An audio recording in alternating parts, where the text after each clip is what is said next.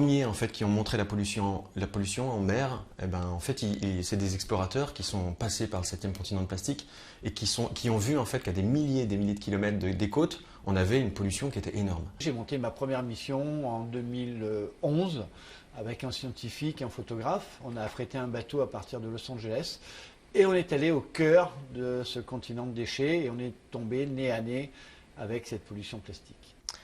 Quand on parle du 7e continent, il ne faut pas imaginer un continent sur lequel on peut marcher. Effectivement, il y a des macrodéchets, mais il y a beaucoup de microplastiques, ces petits plastiques qui font moins de 5 mm, et qu'on arrive quand même à voir à l'œil nu. Donc on a des zones en fait qui sont, en plus c'est pas un continent, une grande île, c'est vraiment quelque chose, on est sur la mer, mais si on prête un tout petit peu attention à la surface, on se rend compte qu'il y a des zones où il y a vraiment beaucoup de plastique. Et après, à 100 mètres à distance, en fait, on ne voit plus rien. Puis après, on retrouve beaucoup de plastique. Donc, il ne faut pas imaginer quelque chose de continu. C'est quelque chose d'assez irrégulier, mais avec des concentrations de plastique qu'on retrouve nulle part ailleurs, en fait, dans les autres océans. J'ai toujours cette image en tête. On arrivait avec le voilier, c'était dans la nuit. On marchait assez bien, il y avait assez de vent. Et à un moment donné, le bateau s'arrête.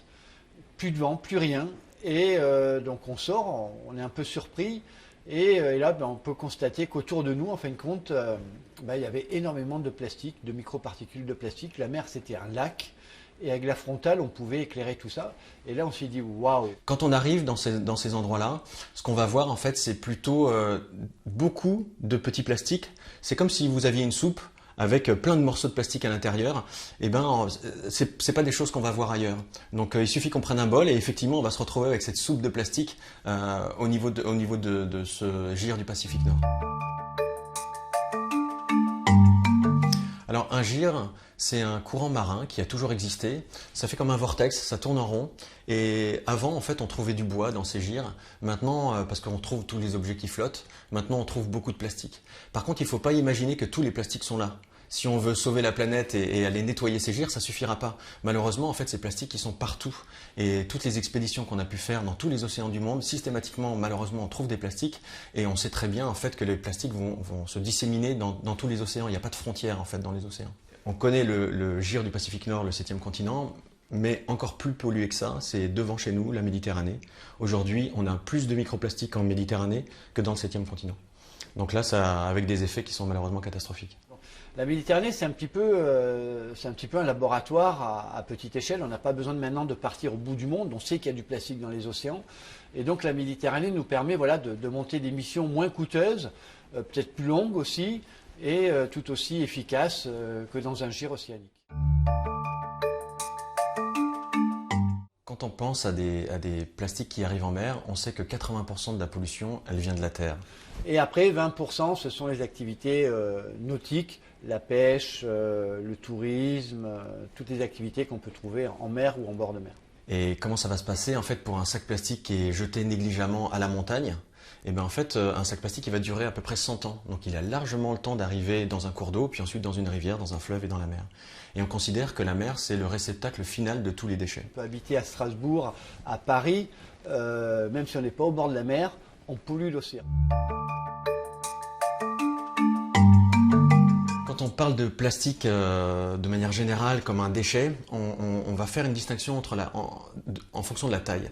Le pourquoi de ça, c'est que on va voir l'impact que ça va avoir sur les organismes. Et donc on a défini ce qu'on appelle les microplastiques qui sont inférieurs à 5 mm et tout ce qui est au-dessus, c'est les macroplastiques, les macrodéchets.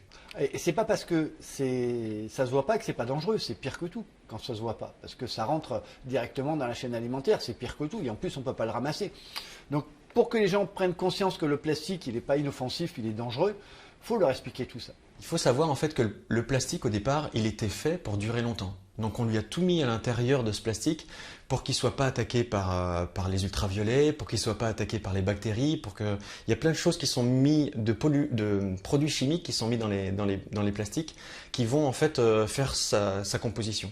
Et c'est ces produits chimiques qui vont rendre plutôt la toxicité du plastique. Parce qu'on sait par exemple que dans ces produits chimiques, il y a des perturbateurs endocriniens.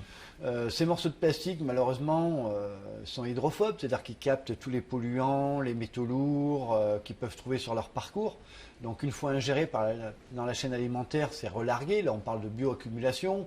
et l'homme est en bout de chaîne. Enfin voilà, ça ne s'arrête pas qu'à l'image d'une plage qui est sale et on n'a pas envie de remettre la serviette dessus, ça va beaucoup plus loin que ça.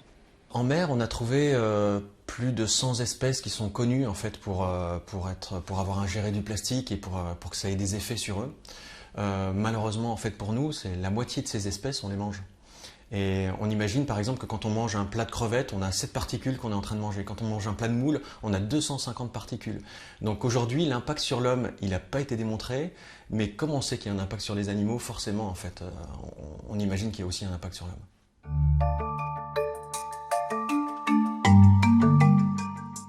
Vous avez tous vu en fait des poubelles qui débordent. C'est cette poubelle qui déborde qu'il faut éviter.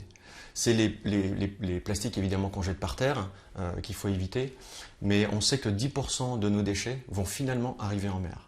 Donc là, ça concerne les ménages, ça concerne moi, vous. C'est clair que c'est nous qui avons la solution dans les mains. Le consommateur, pendant des années, il a été un gros consommateur. 40% du problème, il vient des consommateurs. Donc là, il y a moyen en fait de changer des choses, au moins à ce niveau-là. Avec cette évolution de mentalité, de sensibilisation, les générations qui viennent veulent consommer mieux. Maintenant, en fait, il faut que ces consommateurs influent sur les industriels pour qu'il y ait un impact. Contrairement aux estimations qui sont actuellement énoncées qu'il y aura plus de plastique que de poissons dans les océans en 2050, moi, ce que j'espère, en fait, c'est que le plastique, il sera plus un marqueur de notre ère géologique. Moi, je suis convaincu qu'on va y arriver.